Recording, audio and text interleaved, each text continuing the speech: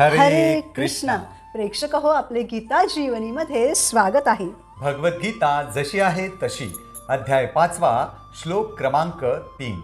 नेयः स नित्य संन्यासी यो न द्वेष्टी न कांक्षती निर्द्वंद्वो हि महाबाहो सुखम बंधात प्रमुच्यते.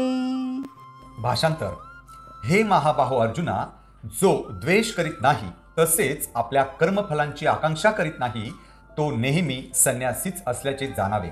सर्व प्रकारच्या द्वंद्वातून मुक्त असणारा असा मनुष्य सहजपणे भौतिक बंधन पार करतो आणि पूर्णपणे मुक्त होतो. तर प्रेक्षक हो, मागील भागात आपण पाहिलं की अर्जुनाच्या प्रश्नांना भगवान श्रीकृष्णांनी कर्म संन्यासापेक्षा कर्मयोग किंवा भक्तियोग श्रेष्ठ आहे असे उत्तर दिले. त्याच अनुषंगाने ते या श्लोकामध्ये केवळ ज्ञान कसे शुष्क असते आणि खरा संन्यासी कोण आहे याबद्दल बोलतात. प्रेक्षक हो, अर्जुनाच्या दृष्टीने सर्व काही सोडून वनात जाऊन बसणं म्हणजे संन्यास होता. परंतु भगवंतांच्या दृष्टीने संन्यासाची व्याख्या वेगळी आहे. ते सांगतात की जो खरा संन्यासी असतो तो त्याच्या पूर्वजन्मातील आणि या जन्मातील कर्मांच्या फळांची अपेक्षा ठेवत नाही. तसेच त्या कर्मांमुळे म्हणजे चांगल्या कर्मांच्या चांगल्या फळांमुळे आणि वाईट कर्मांच्या वाईट फळांमुळे त्याला जी काही सुखदुःखे मिळत आहेत त्याचाही तो द्वेष करीत नाही. कारण त्याला माहीत असतं की ही माझ्याच कर्मांची फळं आहेत. कारण आपण आपलीच कर्मफळे भोगत असतो, त्यामुळे ती स्वीकारण्यात काहीच समस्या नाही. उदाहरणार्थ, आपण स्वयंपाकघरामध्ये चपात्या बनवत असताना एखादी चपाती करपली तर आपण काय करतो? ती खातोच ना, कारण आपल्याच कर्माचं ते फळ असतं. त्याचप्रमाणे असे संन्यासी या जन्मामध्येही जी कर्मे करतात तीही स्वतःचे 100% देऊन करतात, परंतु स्वतःच्या इंद्रिय तृप्तीसाठी नाही तर श्रीकृष्णांप्रती करतात आणि त्यामध्येही कसल्याही प्रकारची अपेक्षा ठेवत नाहीत. त्यामुळे असे संन्यासी चेतनेचे लोक प्रत्येक परिस्थितीमध्ये श्रीकृष्णांची कृपा पाहू शकतात आणि म्हणून ते सतत संन्यासी राहू शकतात. मग आपण चेतनेने असे नित्य संन्यासी कसे बनू शकतो? त्यासाठी आपण रोज 2 तासांसाठी का होईना संन्यासी बनण्याची सवय स्वतःला लावली पाहिजे. कसं? तर हरे कृष्ण कृष्ण कृष्ण हरे हरे, हरे राम राम राम हरे हरे या महामंत्राचा जप करताना आपण इतर कोणत्याही गोष्टीचा विचार न करता श्रीकृष्णच माझे सर्व काही आहेत, त्यांना मी समर्पित झालं पाहिजे असा विचार करून 2 तासांसाठी का होईना आपण संन्यासी बनू शकतो. अशा प्रकारे आपण रोज असा सराव केला तर आपल्या जीवनामध्ये खूप मोठे परिवर्तन होऊ शकते. अशा प्रकारे भगवंतांच्या दिव्य प्रेममयी सेवेमध्ये समर्पित संन्यासी हे परिपूर्ण ज्ञानीही असतात, कारण त्यांना त्यांच्या श्रीकृष्णांशी असणाऱ्या संबंधाचे ज्ञान झालेले असते आणि त्यामुळे ते भगवंतांना त्यांच्या आयुष्याच्या केंद्रस्थानी ठेवतात. जेव्हा मनुष्य स्वतःला आयुष्याच्या केंद्रस्थानी ठेवतो तेव्हा एकतर तो भोग घेतो, नाही तर त्याग करतो. उदाहरणार्थ, काही ढोंगी साधू असतात की ज्यांच्याकडे कोणी पैसे घेऊन गेले तर ते त्याचा द्वेष करीत नकार देतात. ते पैसे ते घेत नाहीत. का? तर म्हणतात की ही माया आहे. परंतु जे खरे साधू असतात, जे भगवंतांची सेवा करू इच्छितात, ते पैसे स्वीकारतात, कारण त्यांना भगवंतांची सेवा करण्यासाठी त्या पैशांची गरज असते. म्हणजे ते त्या पैशांना नाकारून त्यांचा द्वेषही करीत नाहीत आणि स्वीकारून स्वतः भोगही करीत नाहीत, तर ते त्या पैशांना भगवंतांच्या सेवेत लावतात, भगवंतांचा प्रचार करतात. तेच खरे संन्यासी ठरतात.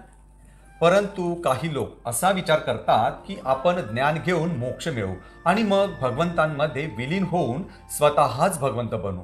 परंतु आपण असं करूच शकत नाही, असं होऊ शकत नाही, कारण आपण भगवंतांचे छोटेसे अंश आहोत. अंश असल्यामुळे आपण गुणात्मकदृष्ट्या भगवंतांसमान आहोत, परंतु परिमाणाच्या बाबतीत भिन्नता आहे. भगवंत समुद्राप्रमाणे आहे तर आपण समुद्राच्या पाण्याचा एक थेंब आहोत. समुद्र आणि समुद्राच्या पाण्याचा एक थेंब हा गुणात्मकदृष्ट्या एक समान आहे, म्हणजे खारट आहे. परंतु समुद्राच्या पाण्याचा एक थेंब म्हणजे बिंदू हा समुद्र एवढा म्हणजे सिंधू एवढा विशाल अथांग नाही. भगवंत विभू आहेत तर आपण छोटेसे अणू आहोत. अंश पूर्णाशी कधीच बरोबरी करू शकत नाही. त्यामुळे श्रीकृष्णांशी एकरूप होण्याची संकल्पना चुकीची आहे. जो दिव्य ज्ञान घेऊन संन्यासी झालेला आहे तो समजतो की दोघांमध्ये म्हणजे भगवंत आणि आपल्यामध्ये एकता किंवा एकरूपता असणं म्हणजे भगवंतांची जी इच्छा आहे तीच आपली इच्छा असणं होय. उदाहरणार्थ, घरामध्ये 5 सदस्य असतील, त्यांच्यामध्ये एकता असणं म्हणजे ते 5ही सदस्य एकाच दृष्टीने विचार करणं होय. त्याचप्रमाणे भगवंतांची जी इच्छा असते त्याप्रमाणे भक्त वागतात, ती झाली एकता किंवा एकरूपता. हे ज्ञान योग्य आणि दिव्य आहे, कारण अशा ज्ञानामुळेच मनुष्य काहीही आकांक्षा किंवा शोक करण्याचं असं काहीही कारण नसल्यानं स्वतःमध्येच पूर्णत्व प्राप्त करतो. जे काही करतो त्याने भगवंत प्रसन्न होतील की नाही याबद्दलच तो वैकुंठातील भक्तांप्रमाणे सतत चिंतन करीत असतो. त्यामुळे तो भौतिक बंधनात अडकत नाही, तर या संसारात राहूनही मोक्ष मिळवतो. म्हणून आपण स्वतःला भगवंतांच्या सेवेमध्ये व्यस्त ठेवलं पाहिजे, जेणेकरून आपण या संसारामध्ये, या भौतिक शरीरामध्ये असूनही मोक्ष मिळवू शकतो. त्यासाठी आपण प्रत्येक दिवशी, प्रत्येक क्षणी भगवंतांच्या नामाचं स्मरण केलं पाहिजे. असा मनुष्य कोणत्याही बंधनात फसत नाही आणि द्वंद्वांपासून मुक्त असतो.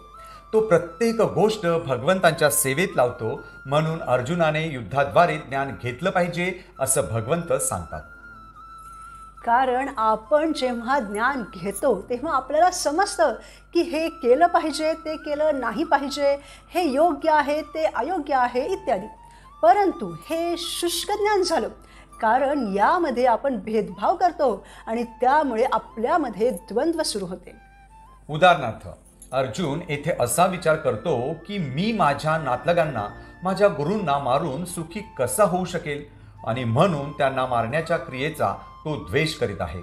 आणि त्यांना मारल्यानंतर मी राज्य करू लागलो तरीही मी त्याचा भोग कसा काय घेऊ शकेल. अशा प्रकारे तो द्वंद्वात आहे. हा अपूर्ण ज्ञानाचा परिणाम आहे. परंतु पूर्ण ज्ञानामध्ये द्वंद्व नसते. द्वंद्व म्हणजे सुख दुःख, सकाळ संध्याकाळ, प्रकाश अंधकार, चांगले वाईट, जय पराजय, नफा नुकसान इत्यादी. अशा प्रकारे हा पूर्ण संसार द्वंद्वांनी भरलेला आहे. जेव्हा मनुष्याला पूर्ण ज्ञान मिळतं तेव्हा तो द्वंद्वांमध्ये राहत नाही, पूर्णपणे भक्तीमध्ये स्थित राहतो आणि भवबंधनाला पार करून मुक्त होतो. मग कोणी असं म्हणेल की भक्तीमध्येही हे करा, हे करू नका असं सांगण्यात आलेलं आहेच की, म्हणजे भक्तीमध्येही द्वंद्व आहे का? नाही. भगवंत सांगतात की जेव्हा तुम्ही भक्ती करता तेव्हा काही गोष्टी तुम्हाला माझ्याकडे येण्यासाठी व्यत्यय निर्माण करतात.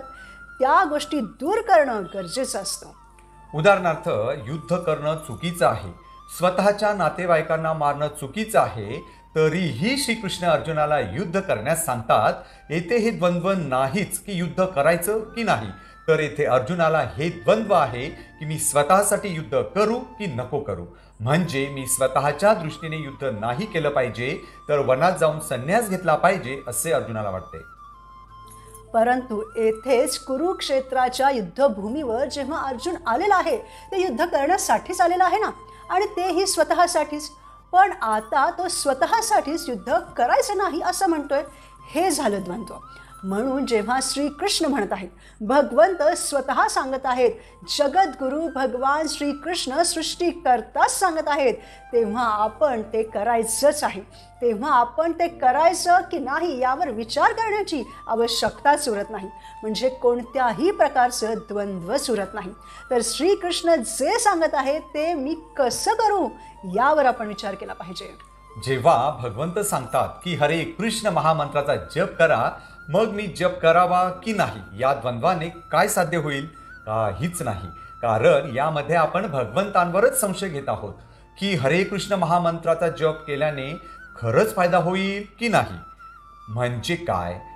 आपण अजूनही पूर्ण ज्ञान घेतलेलंच नाही. आपण पूर्ण ज्ञान घेतलेलं असतं तर श्रीकृष्णांच्या सांगण्याप्रमाणे वागणं हे आपलं परम कर्तव्य आहे, हेही आपण जाणलं असतं. अशा प्रकारे श्रीकृष्णांच्या उपदेशांच्या विरुद्ध घेतलेल्या शुष्क ज्ञानाने जेव्हा आपण चालू तेव्हा आपण द्वंद्वांपासून मुक्त होऊच शकत नाही. परंतु जो खरा संन्यासी असतो तो श्रीकृष्णांच्या इच्छेप्रमाणे वागतो. तो इतर कसल्याही प्रकारची आशाही करीत नाही आणि कशाचा द्वेषही करीत नाही. अशा प्रकारे सोप्या भाषेमध्ये भगवान श्रीकृष्ण अर्जुनाला सांगत आहेत की तू त्यागही करू नकोस आणि भोगही करू नकोस, तर युद्ध कर. म्हणून आपणही द्वंद्वांपासून वाचण्यासाठी भगवंतांच्या इच्छेप्रमाणे चाललं पाहिजे. जे काही करायचं ते श्रीकृष्णांप्रित्यर्थच केलं पाहिजे, कारण आपण एक सर्वसाधारण बद्ध जीव आहोत. एका सर्वसाधारण बद्ध जीवाबद्दल भगवंतांना जे चांगलं वाटतं तेच आपण केलं तर आपण या संसारात राहूनही मोक्ष प्राप्त करू. उदाहरणार्थ, युद्धा अगोदर दुर्योधनाचे पूर्ण शरीर गांधारीने तिच्या दिव्य दृष्टीने सुरक्षित करण्यासाठी त्याला स्नान करून तसेच बोलावले होते. परंतु तेव्हा श्रीकृष्णांनी मोठ्या चतुराईने दुर्योधनाला पूर्ण नग्नावस्थेत गांधारी मातेसमोर जाण्यापासून परावृत्त केलं होतं. म्हणून दुर्योधन त्याच्या कमरेवर झाडाची पानं लावून गांधारी समोर गेल्याने त्याच्या शरीराचा तेवढा भाग सोडून राहिलेल्या शरीराला संरक्षण मिळालं होतं. त्यामुळे गदा युद्ध चालू असताना भीमाने दुर्योधनाला कोठेही मारलं तरी त्याच्यावर त्याचा काहीच परिणाम होत नसल्याने भीमानं श्रीकृष्णांकडे मोठ्या आशेनं पाहिलं. तेव्हा श्रीकृष्णांनी त्याला दुर्योधनाच्या मांडीवर मारण्याचा इशारा केला. गदा युद्धामध्ये कमरेच्या खाली मारणं चुकीचं असलं तरी हा नियम शास्त्रांनी म्हणजेच भगवंतांनीच बनवलेला असल्याने त्यांनी एक नियम तोडून दुसरा नियम बनवला तर त्यात कसलं आलंय हो द्वंद्व. आपण असा विचार करतो की प्रत्येक जण आपल्यासारखेच आहे आणि भगवंत सुद्धा आपल्यासारखेच आहेत. मग जर भगवंत आपल्यासारखेच आहेत तर मग आपण त्यांच्याकडे कृपेची आशा का करतो? कारण ते आपल्यासारखे नाहीत तर ते सर्व आहेत. म्हणून भगवंतांच्या आज्ञांचं पालन करणं आपला परमधर्म आहे आणि आपण तेच केलं पाहिजे. त्यामुळेच तर भीम कुठल्याही कर्मबंधनात अडकला नाही. आणि द्रौपदी वस्त्रहरणाच्या प्रयत्नावेळी जेव्हा दुर्योधनाने द्रौपदीला त्याच्या मांडीवर बसण्यास सांगितलं तेव्हा भीमाने शपथ घेतली होती की मी त्याच्या त्या मांड्या तोडल्याशिवाय स्वस्थ बसणार नाही. तेही वचन भीमाला पूर्ण करायचंच होतं. प्रेक्षक हो, भगवंतांसाठी आपण काही केलं तर आपल्यावर भगवंतांचे संस्कार होतात आणि या संसारासाठी काही केलं तर या संसाराचे संस्कार आपल्या मनावर होतात. म्हणून आपण जे काही करायचं ते भगवंतांसाठी केलं तर आपण कर्मबंधनात अडकणार नाही. कारण योग्य अयोग्य या सर्व गोष्टींचा निर्णय भगवंतच घेतात. परंतु संसारासाठी काही केलं तर आपले सांसारिक कर्मबंधन सुरू होतात. म्हणून आपण भगवंतांसाठी कर्मे केली पाहिजेत, स्वतःसाठी नाही. त्यामुळे आपण द्वंद्व स्थितीतून मुक्त राहतो. म्हणून प्रेक्षक हो, जीवनात आनंदी राहण्यासाठी आपण कर्मफलांबद्दल आसक्त किंवा द्वेषी न राहता संन्यासी बनलं पाहिजे आणि भगवंतांच्या इच्छेप्रमाणे वागून द्वंद्व मुक्त झालं पाहिजे. पुढील भागात आपण भगवद्गीतेच्या 5व्या अध्यायातील पुढील श्लोकांवर मनन करू. सतत कृष्ण भावना भावित राहूयात, स्वतःमध्येच पूर्णत्व प्राप्त करूयात. धन्यवाद. हरे कृष्णा.